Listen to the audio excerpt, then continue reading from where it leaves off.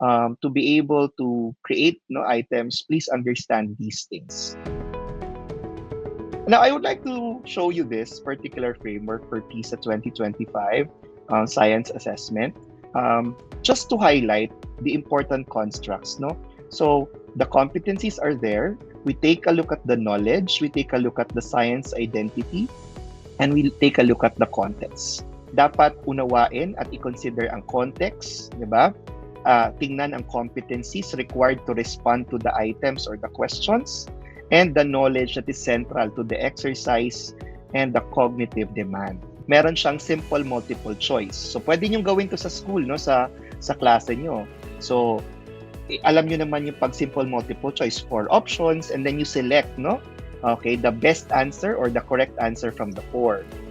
Okay, pwede rin complex multiple choice. So these are items that the responses, no, are pwedeng yes or no. So series po yan, pipili ka yes or no, yes or no. Okay? Then there is a selection of more than one response from a list. Completion of a sentence by selecting drop down. No? So since nagkaroon na ng computerization, so pwedeng may drop down na po ng choices. Okay, meron ding drag and drop, no? So the responses allowing students to move elements on the screen to complete a task or of matching, ordering, or categorizing.